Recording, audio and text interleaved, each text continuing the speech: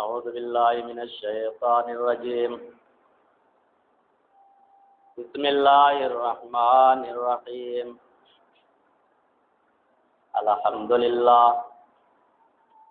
الحمد لله نحمده ونستعينه ونستغفره ونؤمن به ونتوكل عليه ونعوذ بالله من شرور أنفسنا ومن سيئات أعمالنا من يهده الله فلا مضل له ومن يضلل فلا هادي له وأشهد أن لا إله إلا الله وحده لا شريك له وأشهد أن محمدا عبده ورسوله أرسله بالحق بشيرا ونذيرا أما بعد فإن خير الحديث كتاب الله وخير الهدي هدي محمد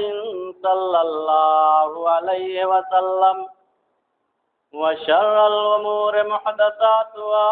وكل محدثة بدعة وكل بدعة ضلالة وكل ضلالة في النار أعوذ بالله من الشيطان الرجيم بسم الله الرحمن الرحيم قاف والقرآن المجيد بل عجبوا أن جاءهم منذر منهم فقال الكافرون هذا شيء عجيب أإذا متنا وكنا ترابا ذلك رجع بعيد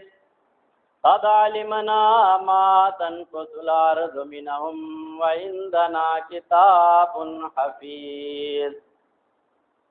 بل كذبوا بالحق لما جاءهم فهم في أمر مريج أفلم ينظروا إلى السماء فوقهم كيف بنيناها وزيناها وما لها من فروج والأرض مددناها وألقينا فيها رواسي وأنبتنا فيها من كل زوج بهيج تبصرة وذكرى لكل عبد منيب ونزلنا من السماء ماء مباركا فأنبتنا به جنات وحب الحصيد والنخل باسقات لها طلع نضيد رزقا للعباد وأحيينا به بلدة ميتا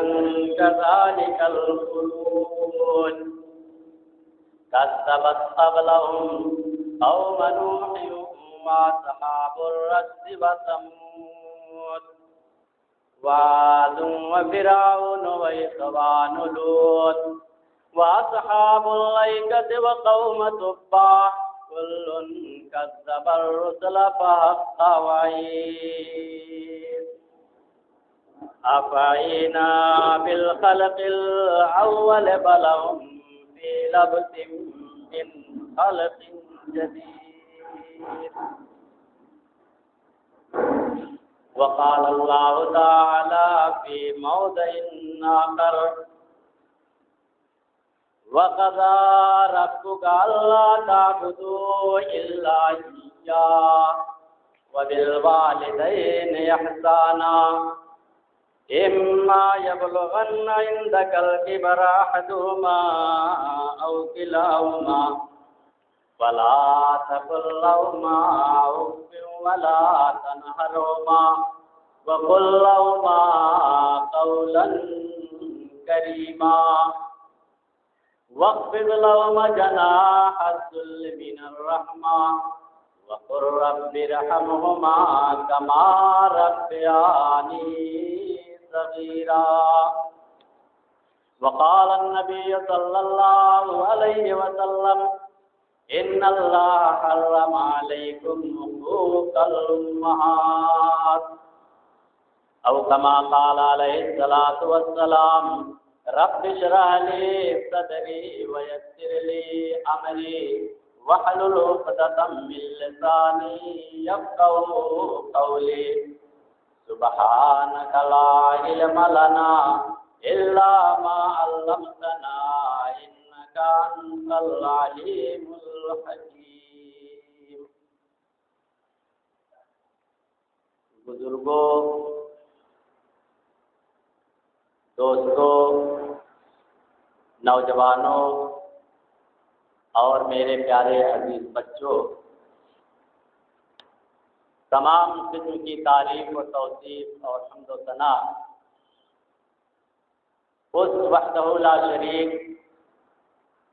خالق کائنات،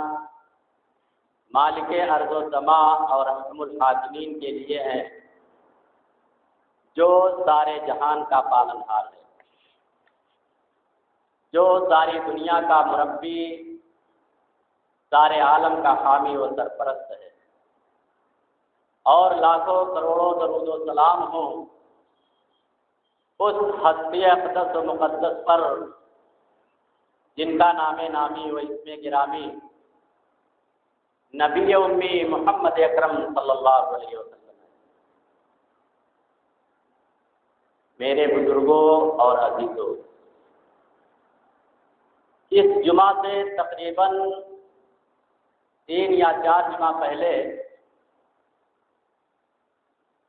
میں نے اسی آیت مقدسہ جو میں نے آپ کے سامنے تلاوت کی ہے، سورہ بنی اسرائیل کی آیت نمبر 23 اور 24، اس کی تشریح میں نے قرآن کی روشنی میں آپ کے سامنے رکھی تھی، اور میں نے یہ کہا تھا کہ اگر وقت ملا تو پھر انشاءاللہ العزیز اسی آیت مقدسہ کی روشنی میں نبی پاک جناب محمد الرسول اللہ صلی اللہ علیہ وسلم کی احادیث مبارکہ کے تعلق سے کچھ باتیں رکھی جائیں گی۔ تو قرآن کے تعلق سے تو اس سے پہلے میں آپ حضرات کے سامنے بیان کر چکا تھا، آج میں حدیث کی روشنی میں ماں باپ کا کیا مقام ہے، ان کا کیا مرتبہ ہے، ان کی کیا وقار ہے، کیا حیثیت ہے، آج کے جمعہ میں انشاءاللہ العزیز بیان کیا جائے گا۔ قرآن پاک میں اللہ رب العالمین نے امت مسلمہ اور خاص طور سے نوجوانوں کے تعلق سے جو پیغام قرآن عزیز نے ہمارے نوجوانوں کو دیا ہے ماں باپ کے تعلق سے، وَاخْفِضْ لَهُمَا جَنَاحَ الذُّلِّ مِنَ الرَّحْمَةِ وَقُلْ رَبِّ ارْحَمْهُمَا كَمَا رَبَّيَانِي صَغِيرًا۔ اس سے پہلے میں نے بتایا تھا کہ اللہ رب العالمین کی یہ گائیڈ لائن ہے نوجوانوں کے نام کہ اما یبلغن عندک الکبر احدہما او کلاہما فلا تقل لہما، کہ جب تمہارے ماں باپ یا دونوں میں سے کوئی ایک بڑھاپے کو پہنچ جائیں تو تم انہیں اف نہ کہو۔ اس موقع پر میں نے یہ تشریح کی تھی کہ اگر ماں باپ نوجوان ہوں تو کیا ان سے لڑائی جھگڑا ہاتھا پائی کر سکتے ہیں، اس کی تشریح ہو چکی ہے۔ اور آگے اللہ نے فرمایا اف بھی نہ کہو، ولا تنہرہما، تم انہیں چھڑکو بھی نہیں، وقل لہما قولا کریما، ان سے تم بہت ہی اچھی گفتگو کیا کرو۔ قول کریم نہایت پاکیزہ، عمدہ، میٹھی بات ان سے بولا کرو۔ وَاخْفِضْ لَهُمَا جَنَاحَ الذُّلِّ مِنَ الرَّحْمَةِ، اور جب تمہارے دونوں یعنی ماں باپ بڑھاپے کو پہنچ جائیں یا ان دونوں میں سے کوئی ایک، وَاخْفِضْ لَهُمَا جَنَاحَ الذُّلِّ مِنَ الرَّحْمَةِ، تو اب رحمت سے تم اپنے بازوئے ذلت کو پست کر دو۔ وہ جمعہ میں میں نے رحمت کی بھی تشریح کی تھی کہ اللہ نے یہاں رحمت کی جو قید لگائی ہے، رحمت کی شرط جو لگائی ہے، کیوں لگائی ہے، اس کی تشریح آج یہاں کرنے کی ضرورت ہے۔ وَاخْفِضْ لَهُمَا جَنَاحَ الذُّلِّ مِنَ الرَّحْمَةِ وَقُلْ رَبِّ ارْحَمْهُمَا كَمَا رَبَّيَانِي صَغِيرًا، اور ان کے لیے چاہے وہ زندہ ہوں، چاہے اس دنیا سے وہ لبیک کہہ چکے ہوں، ان کے لیے ہمیشہ ہر وقت، ہر نماز میں، ہر آن، ہر گھڑی، ہر وقت ان کے لیے یہ دعا کرتے رہو، رب ارحمہما کما ربیانی صغیرا۔ یہ تو اللہ کا حکم ہے، اللہ کا فرمان۔ اب اس کے تعلق سے نبی پاک جناب محمد رسول اللہ صلی اللہ علیہ وسلم کا کیا حکم ہے، میرے نوجوانوں ذرا غور سے سنو۔ نبی پاک جناب محمد رسول اللہ صلی اللہ علیہ وسلم ایک روز منبر پر چڑھے، پہلے زینے پہ قدم رکھا، آپ نے کہا آمین، دوسرے زینے پہ قدم رکھا، آپ نے کہا آمین، تیسرے زینے پہ قدم رکھا، آپ نے کہا آمین۔ پہلے زینے پہ قدم رکھا تب بھی آمین، دوسرے زینے پہ قدم رکھا تب بھی آمین، تیسرے پہ تب بھی آمین۔ اللہ کے نبی صلی اللہ علیہ وسلم تو اس طرح کبھی کرتے نہیں تھے۔ صحابہ کرام نے یہ خلاف عمل دیکھ کر کے سوال کر لیا کہ اللہ کے رسول، جب آپ نے پہلے زینے پہ قدم رکھا تب بھی آمین کہا، دوسرے زینے پہ قدم رکھا تب بھی آمین کہا، اور جب تیسرے زینے پہ قدم رکھا تب بھی آمین کہا، اس کی وجہ کیا ہے؟ اللہ کے نبی صلی اللہ علیہ وسلم نے فرمایا کہ میرے صحابہ سنو، جب میں نے پہلے زینے پہ قدم رکھا تانی جبریل فقال یا محمد، میرے پاس جبریل امین آئے اور انہوں نے کہا اے محمد صلی اللہ علیہ وسلم، اتانی جبریل فقال یا محمد من ادرک رمضان فلم یغفر له فعباده اللہ، جس انسان نے، جس مسلمان نے، جس مومن بندے نے رمضان المبارک کا مہینہ پایا اور رمضان المبارک کا مہینہ پا کر کے فلم یغفر له، وہ اپنے گناہوں کو معاف نہیں کرا سکا، اپنے گناہوں کی بخشش نہیں کرا سکا، روزے کا احترام نہیں کیا، رمضان المبارک کے مقدس مہینے کی قدر نہ کی، یعنی نہ رمضان کا روزہ رکھا، نہ قرآن کی تلاوت کی، نہ تراویح کی نماز پڑھی، فلم یغفر لہ، وہ اپنی بخشش نہیں کرا سکا۔ یہ بخشش والا مہینہ تھا، گناہوں سے اپنے آپ کو معاف کرانے والا مہینہ تھا، لیکن وہ انسان جو انسان رمضان المبارک کا مہینہ پا کر کے فلم یغفر لہ اپنے گناہوں کی معافی نہیں کرا سکا، فعبادہ اللہ، تو جبریل امین کہتے ہیں کہ وہ اللہ کی رحمت سے دور ہو، اس پر اللہ کی فضل ہو، فقلت آمین، تو میں نے کہا آمین۔ یعنی جب پہلے سینے پہ قدم رکھا تو جبریل نے یہ کہا، اور جب میں نے دوسرے سینے پہ قدم رکھا تو جبریل امین نے کہا من ادرک رمضان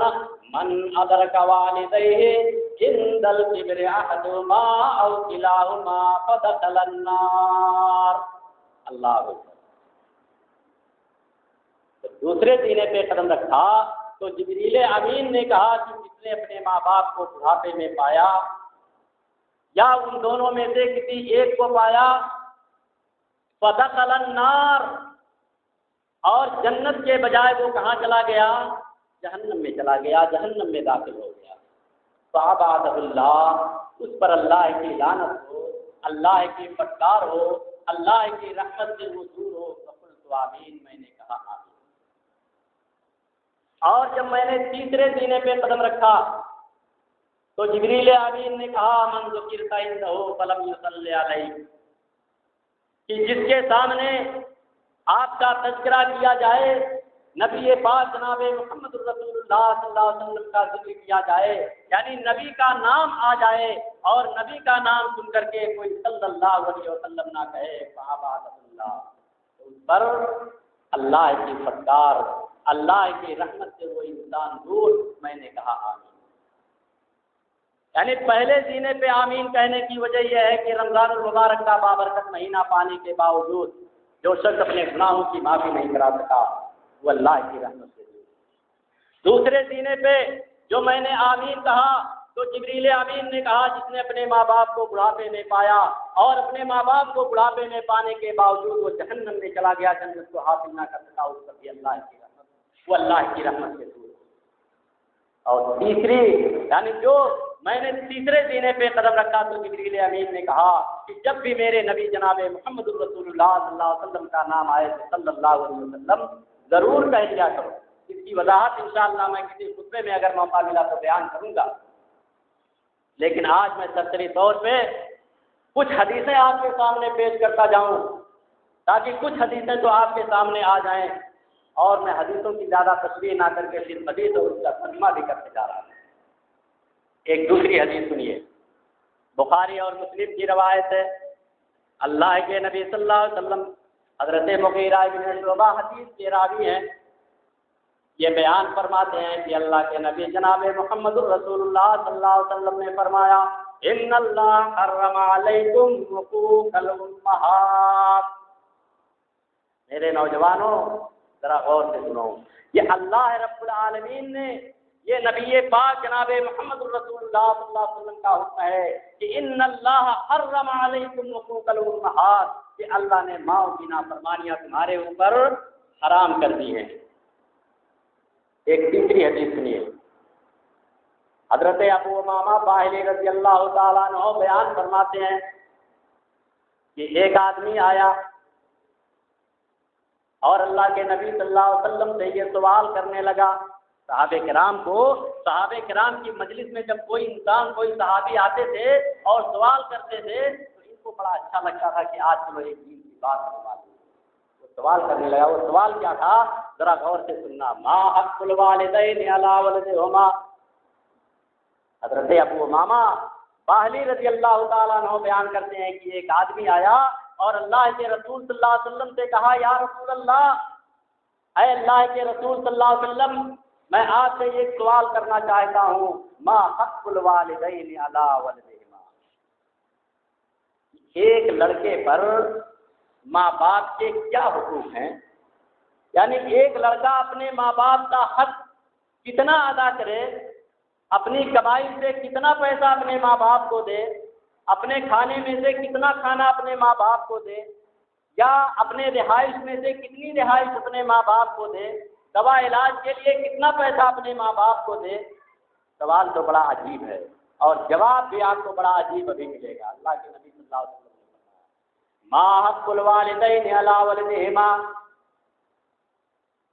کہ اللہ کے رسول ایک اولاد پر ماں باپ کے کیا حقوق ہیں۔ اللہ کے نبی صلی اللہ علیہ وسلم نے یہ نہیں فرمایا کہ تم اتنا کھانا دے دو، اتنا کپڑا دے دو، اتنا دوا علاج کا پیسہ دے دو، تمہارا حق ادا ہو گیا کام۔ کیا جواب دیا ہے اللہ نے؟ قالہما جنتک و نارک، اے سوال کرنے والے صحابی سنو، ایک لڑکے پر ماں باپ کا کیا حق ہے؟ وما جنتک و نارک، یعنی یہی ماں باپ تمہارے لیے جنت بھی ہیں اور تمہارے لیے دوزخ بھی ہے۔ ہمارے سمجھ سے جواب سمجھ میں آ گیا ہوگا کہ ایک لڑکا یعنی صحابی رسول پوچھ رہے ہیں کہ ایک لڑکے پر ماں باپ کے کیا حقوق ہیں۔ اللہ کے نبی صلی اللہ علیہ وسلم فرما رہے ہیں وما جنت کا و نار کا، یعنی یہی ماں باپ تمہارے لیے جنت بھی ہے اور تمہارے لیے دوزخ بھی ہے۔ کیا مطلب؟ یعنی سوکھی روٹی کھلا کر کے، روٹی کا سوکھا ٹکڑا کھلا کر کے بھی اگر تم نے اپنے ماں باپ کو خوش رکھا تو وہی تو تمہارا حق ہے۔ اس سوکھی روٹی کا مطلب یہ نہیں ہے کہ آپ کو مرغ مسلم کھائیں، قورمہ اور بریانی کھائیں اور بوڑھے ماں باپ کو سوکھی روٹی کا ٹکڑا بھیج دیں، اس کا مطلب یہ نہیں۔ آج میں وہ واقعہ بھی یہاں بیان نہیں کرنا چاہتا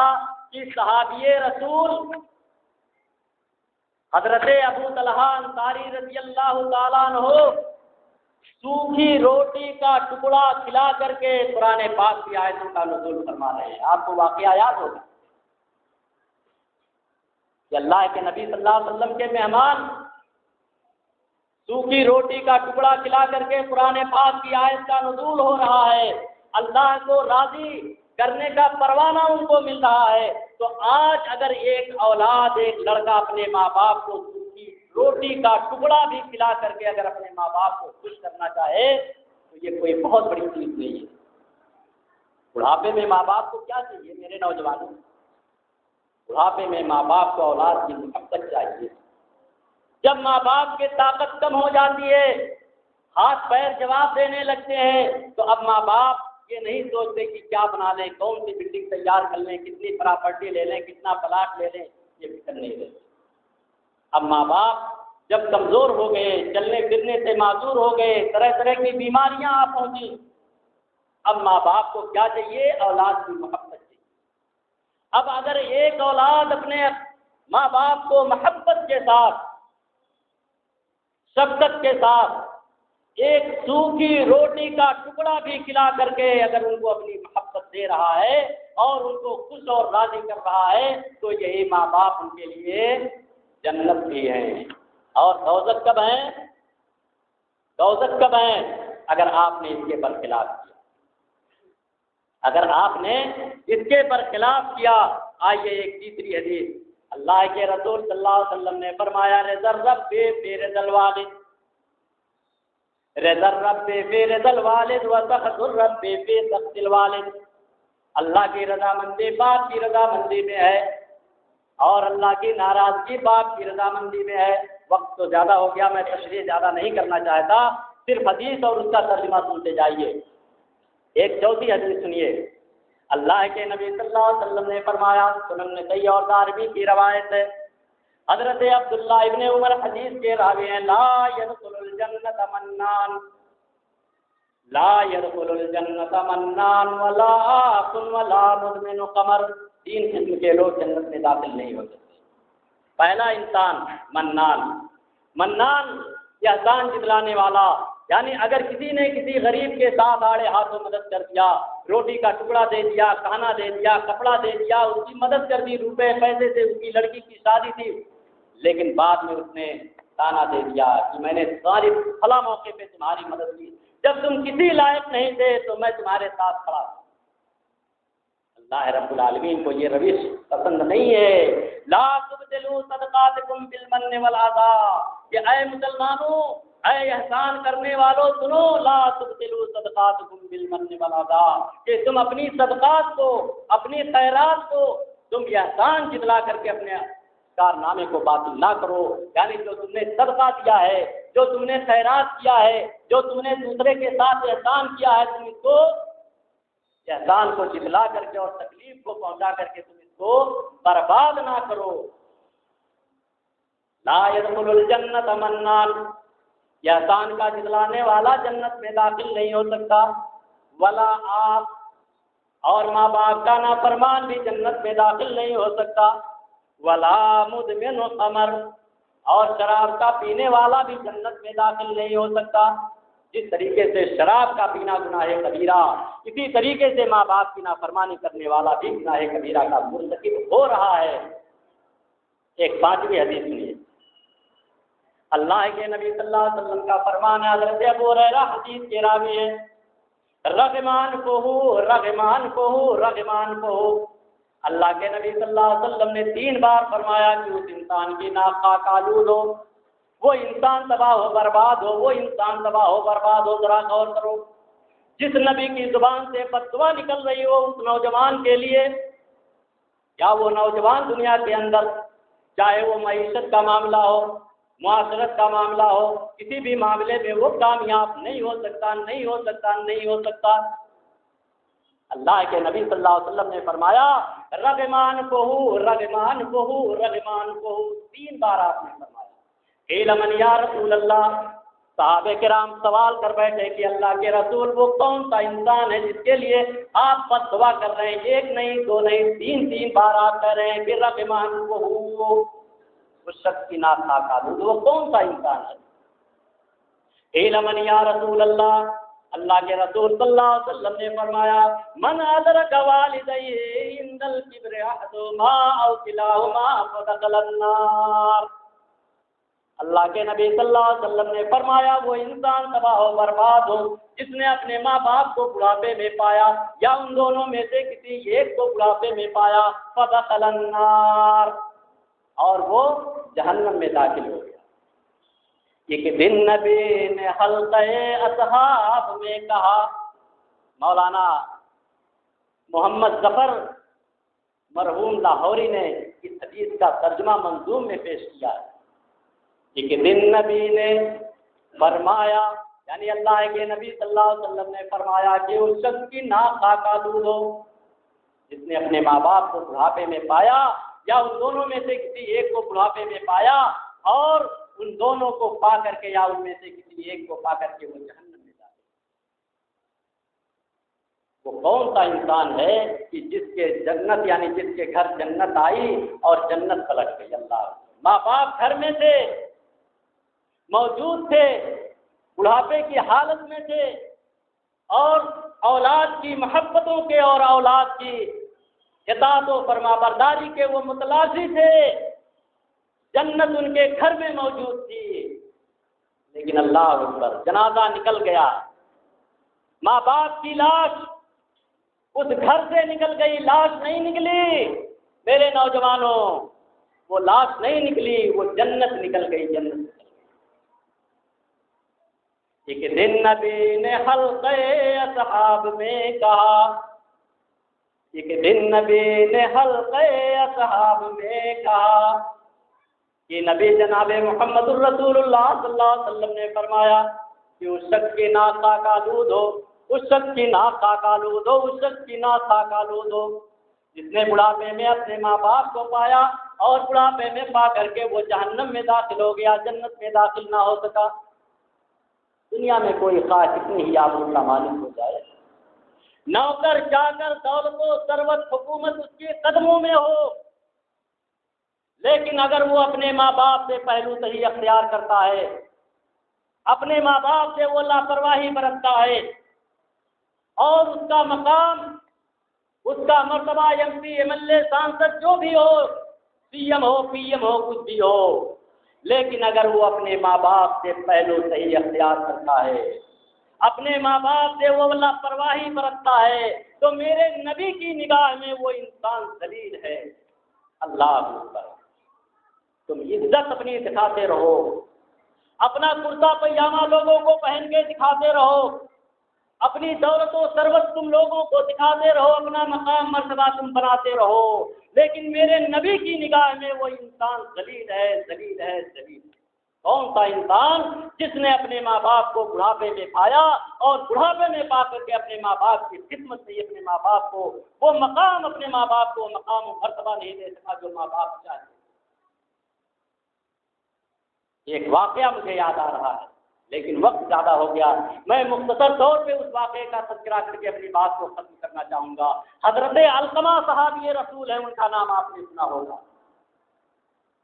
جب جاگنے کا وقت آیا، سنو میرے نوجوانوں سنو، حضرت علقمہ صحابی رسول، جاگنے کا وقت ہے، نزا کی حالت ہے، زبان سے کلمہ لا الہ الا اللہ محمد رسول اللہ ادا نہیں ہو رہا ہے۔ ان کی بیوی نے فوراً نبی پاک جناب محمد رسول اللہ صلی اللہ علیہ وسلم کے پاس خبر بھیجا کہ علقمہ کا یہ حال ہے۔ اللہ کے نبی صلی اللہ علیہ وسلم نے 3 جلیل القدر صحابہ کرام کو بھیجا، حضرت بلال رضی اللہ تعالیٰ عنہ، حضرت عمار بن یاسر رضی اللہ تعالیٰ عنہ، حضرت صہیب رومی رضی اللہ تعالیٰ عنہ، 3 جلیل القدر صحابہ کو صحابہ کرام اللہ کے رسول نے بھیجا کہ جاؤ کلمے کی تلقین کرو۔ آج میں ایک مسئلہ یہاں بتا دینا چاہتا ہوں کہ جب جاگنے کا یہ عالم ہو تو یہ نہیں کہنا چاہیے کہ چچا، دادا، ابا، بیٹے لا الہ الا اللہ پڑھو، لا الہ الا اللہ پڑھو، نہیں، یہ کہلواؤ نہیں، ان کے پاس تو ہو، کیونکہ جاگنے کے عالم میں اتنی تکلیف ہوتی ہے، جاگنے کا وقت اتنا نازک ہوتا ہے کہ خدا نخواستہ اگر وہ اپنی زبان سے یہ کہہ دے کہ مجھ سے یہ سب نہ کہلواؤ تو اس کی دنیا بھی تباہ ہے۔ اس کے پاس صرف کلمہ لا الہ الا اللہ پڑھتے رہو اور اتنی زور سے پڑھو کہ اس کے کان میں یہ آواز پہنچے تاکہ وہ سن کر کے اس کلمے کو اس کے اندر بھی پڑھنے کا جذبہ اور شوق پیدا ہو۔ صحابی رسول حضرت بلال، حضرت عمار بن یاسر اور حضرت صہیب رومی پہنچے، کلمے کی تلقین کرا رہے ہیں، کلمہ ادا نہیں ہو رہا ہے۔ اللہ کے نبی صلی اللہ علیہ وسلم کے پاس پھر خبر دی، یہ معاملہ ہے۔ اللہ کے نبی صلی اللہ علیہ وسلم نے پوچھا پتہ لگاؤ کہ علقمہ کے ماں باپ زندہ ہیں یا نہیں؟ پتہ چلا کہ نہیں، ان کے باپ تو دنیا سے رخصت ہو گئے، ان کی ماں زندہ ہے۔ اللہ کے رسول صلی اللہ علیہ وسلم نے فرمایا مجھ کو یعنی علقمہ کی ماں کے پاس خبر بھیجو کہ میں ان کے پاس آ رہا ہوں۔ صحابی رسول پہنچے، کہا اللہ کے نبی آپ سے ملنا چاہتے ہیں۔ وہ لاٹھی سے ٹیکتے ہوئے بوڑھی ماں خود دربار نبی میں حاضر ہوئے، اللہ کے رسول فرمائیے۔ کہا یہ بتاؤ کہ علقمہ کا کیا حال ہے؟ ان کی ماں کی زبان سے سنیے علقمہ کے بارے میں، کان کثیر الصلاۃ وکثیر الصیام وکثیر الصدقات۔ یہ اللہ کے رسول، علقمہ کا حال تو یہ ہے کہ بہت ہی زیادہ نماز کا پڑھنے والا، رات و دن نماز کے پڑھنے والے، وہ کثیر الصیام بہت زیادہ روزہ رکھنے والے، وہ کثیر الصدقات صدقہ و خیرات کرنے میں بھی کسی سے پیچھے نہیں۔ لیکن بات صرف اتنی ہے، وَأَنَا عَلَيْهِ السَّاخِطَةُ، میں ان سے ناراض رہتی ہوں۔ ماں کہتی ہے کہ میں ان سے ناراض رہتی ہوں، اور ناراضگی کی وجہ کیا ہے اس کو بھی سن لیجیے اللہ کے نبی۔ کان یؤثر علی ویاتینی، حضرت علقمہ کثیر الصلاۃ، نماز اور روزے کے بہت زیادہ پابند ہیں، لیکن ان کے اندر ایک کمی یہ ہے کہ وہ میرے اوپر اپنی بیوی کو ترجیح دیتے ہیں اور میری نافرمانی کرتے ہیں۔ اللہ کے نبی صلی اللہ علیہ وسلم نے جب یہ سنا، آپ نے حضرت بلال کو حکم دیا کہ بلال لکڑیاں اکٹھا کرو اور اس میں آگ لگاؤ، حضرت علقمہ کو اس میں ڈال دو، کیونکہ یہ دنیا کی آگ تو انسان برداشت کر سکتا ہے، لیکن جہنم کی آگ اس سے کئی گنا زیادہ ہے۔ جب ان کی ماں نے یہ سنا تو انہوں نے کہا اللہ کے رسول میرے بیٹے کے ساتھ ایسا برتاؤ نہ کیجیے۔ کہا علقمہ کی ماں سن لو، اگر تم نے حضرت علقمہ کی غلطیوں کو معاف نہیں کیا، لا ينتفع علقمہ، تو علقمہ کو اس کی نماز، اس کا روزہ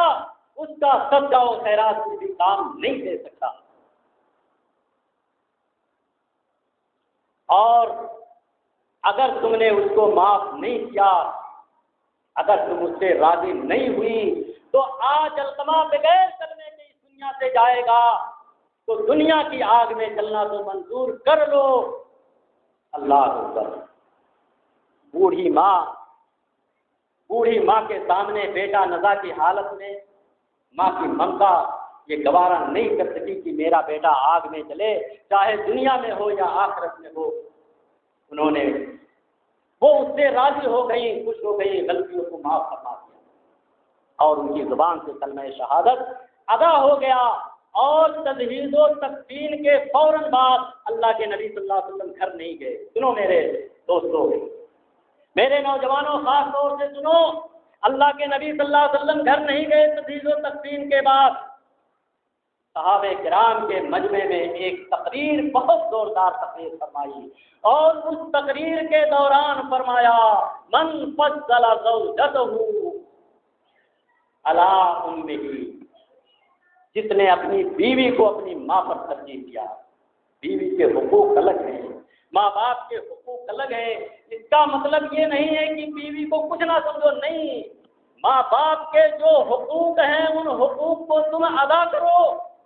بیوی تو آپ کی ہی ہے، لیکن ماں باپ بھی تو آپ کے ہیں۔ من فضل زوجته علی امہ، جس نے اپنی بیوی کو اپنی ماں پر ترجیح دیا، سنو، فلعنۃ اللہ والملائکۃ والناس اجمعین، اس پر اللہ کی بھی لعنت، فرشتوں کی بھی لعنت، اور سارے لوگوں کی لعنت ایسے انسان پر ہوگی جو ماں باپ کے حقوق کو پامال کر کے،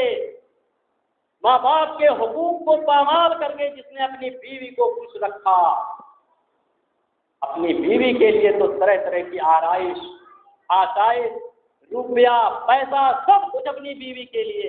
ماں باپ کے لیے کیا ہے؟ ماں باپ کے لیے کچھ حقوق ہے۔ آخر میں دعا ہے رب العالمین ہمارے تمام نوجوانوں کو، خاص طور سے اس مسجد کے اندر جو ہمارے نوجوان بیٹھے ہوئے ہیں، میں اللہ رب العالمین سے یہ دعا کرتا ہوں کہ رب العالمین تو ہمارے نوجوانوں کو اپنے ماں باپ کے تعلق سے خیر خواہی اور ان کی اطاعت و فرما برداری کی کرنے کی توفیق عطا فرما۔ وآخر دعوانا ان الحمد للہ رب العالمین۔